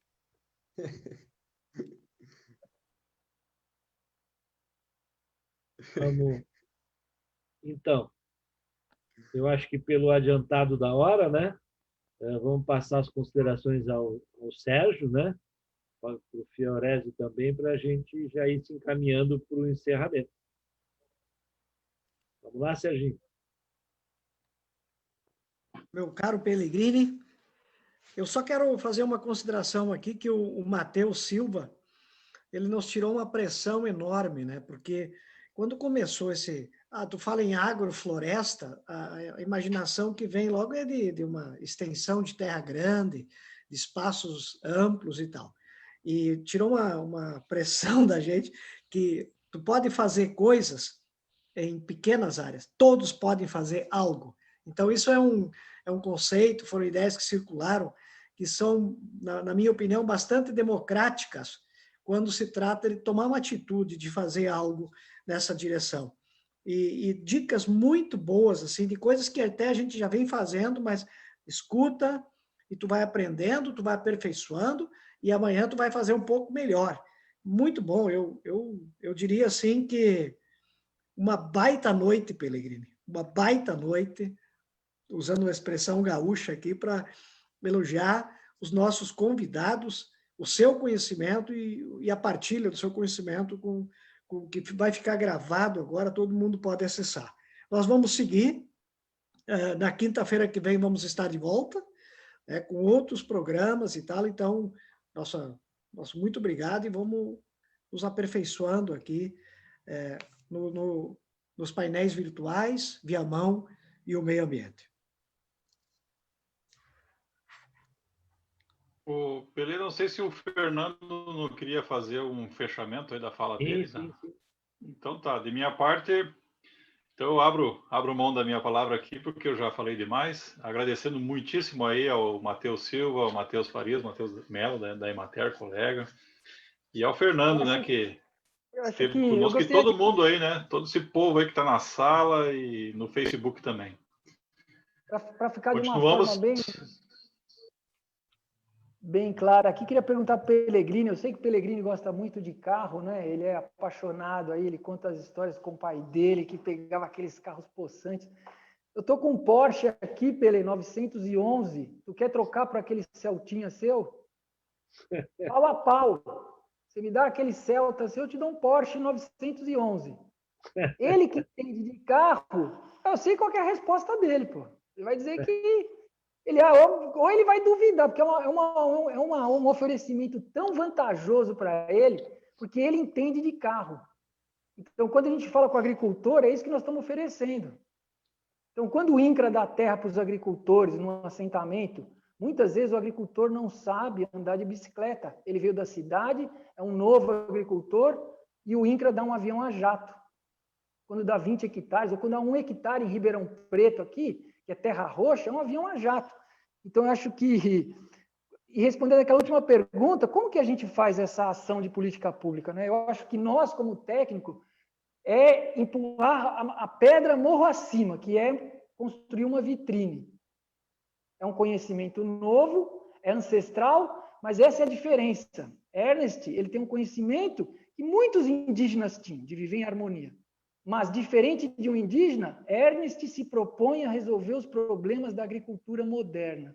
E um indígena, ele está mais querendo viver a vida dele na aldeia lá, né? Essa é a grande diferença. Então, nós, como técnico, temos que fazer uma vitrine. E não é fácil fazer uma vitrine. Fazer impecável, um sistema impecável. Aí nós mostramos esse Porsche para o agricultor. Ele fala, cara, eu quero fazer isso. Aí você ajuda. É morro acima ainda isso. A partir daquele primeiro agricultor faz, aí é morro abaixo. Porque é de agricultor para agricultor. É morro abaixo. E Ernest fez isso.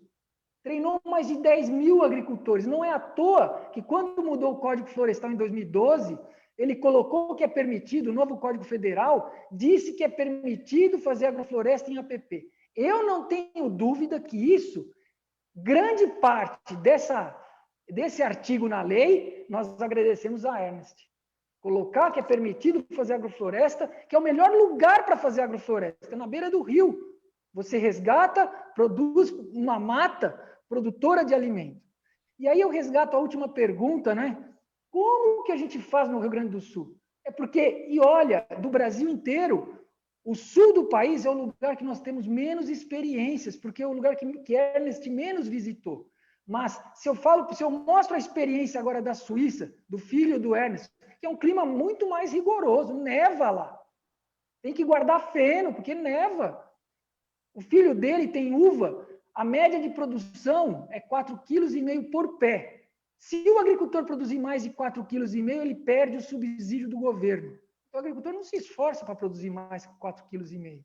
Todo agricultor tem tela na uva para não ter ataque de pássaro. O filho do Ernest está no 2º ano, fazendo uma técnica ancestral que se chama Vita Maritata, que é casar a uva com árvores como tutor vivo. E se você... parece história de pescador.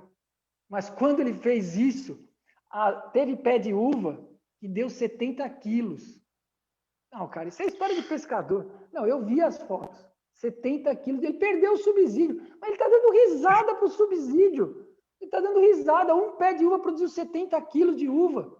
E nós podemos fazer isso no Rio Grande do Sul. Plantar com aroeira salsa, intercalado com pêssego, aí tomate nas entrelinhas, uma emergente que pode ser araucária, por cima de tudo, e nós vamos produzir a melhor uva do mundo. E o mais louco, assim, o mais louco, ele não precisa de tela, porque quando ele poda o tutor vivo da uva, os pássaros não comem a uva.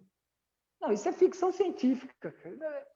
Então, eu acho que eu encerro com esse exemplo assim que o poder disso que nós temos na mão vai mudar o mundo. É uma revolução que vem pela frente. E nós somos pioneiros. O nosso país é pioneiro, porque os melhores técnicos estão aqui, gente. Nós estamos... E hoje é um dia para mim assim que é muito gratificante essa live ser hoje, porque hoje eu finalizei um acordo que eu estou vindo aqui para o coração do agronegócio. Eu estou pedindo uma licença do governo. Se o governo não quiser me dar licença, eu vou pedir demissão do governo e vou aqui no coração do agronegócio, em Ribeirão Preto, onde tem o AgriShow.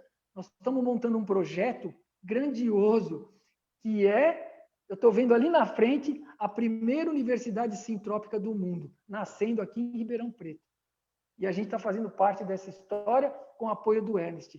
Então, assim, é maravilhoso. Parabéns! Parabéns, Fernando! Que maravilha, Fernando, que maravilha. É sempre uma alegria muito grande a gente se encontrar e tu poder passar todo esse conhecimento para nós. Estou um pouco entristecido, porque esse ano, com essa pandemia, a gente não vai ter a 4ª edição do nosso curso aqui. E, por incrível que pareça, né, esse ano eu acho que tu não ia me puxar a orelha, porque está ficando bonito.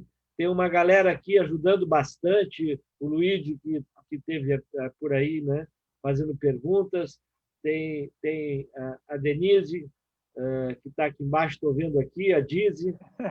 Tem uma galera, Fernando, que está assim, pelo menos 2, 3 vezes por semana, o pessoal dá uma aparecida. Tem uma linha antiga das árvores que a gente fez lá no primeiro curso, que está toda coberta, não tem nenhum inso, e eu acho que até o final desse mês de agosto vai estar tudo muito lindo para mim poder mandar aí as fotos para o meu professor aí, e ele parar de me xingar, né, cara? Porque toda vez que ele chega aqui, ele diz, pô, Pelé, tu largou de mão. Tá bonito aqui, Fernando.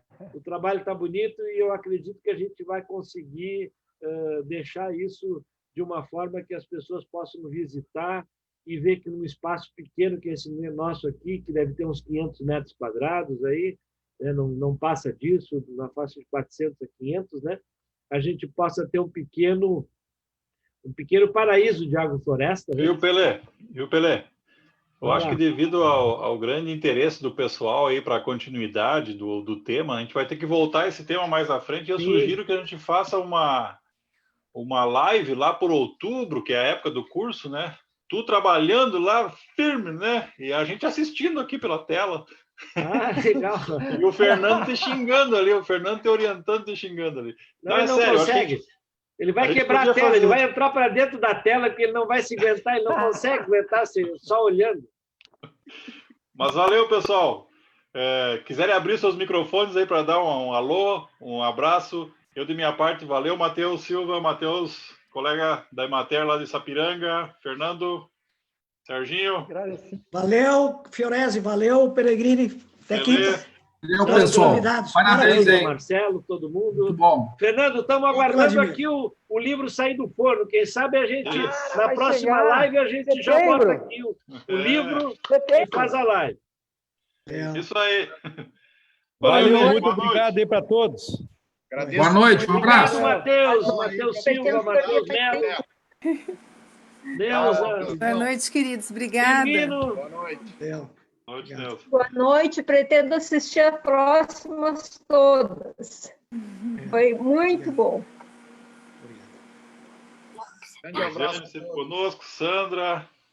Querem aparecer? Vocês estão aparecendo. Até gremista. Olha aí. Ali, ó. Família gremista ali, ó. Que beleza. Está na área. Fazer o quê? Tem que aproveitar, né? Isso aí. Fernando? Então, vamos conversar. Fernando, tá aí ainda? O Fernando, o Luciano entrou em contato com você nesses dias? Aqui de Porto Alegre? Ainda não. Não, ainda não. Tá. Não entrou, eu acho. Tá, maravilha. Boa aqui, sorte, Fernando, para essa nova fase. E a Obrigado gente tem uma dica mais arquitetônica sobre o nosso local aqui, né? Nós não seremos assim agricultores, e aí a gente está atrás de Traz meu telefone aí. de algum consultor, permacultor a princípio aqui, né? Mas a Sintropia está um pouco mais além disso. Mas é nesse sentido. Mas eu acho que o Luciano vai entrar em contato contigo, um parceiro nosso aí. Tá joia. Tá joia. Boa noite. Vou pedir gente, muito bom. Obrigado. Obrigado. Estou à disposição aí. Tudo de bom. Valeu. Só vou encerrar no Facebook, hein? Ok, fecha lá o Facebook e fecha aqui também.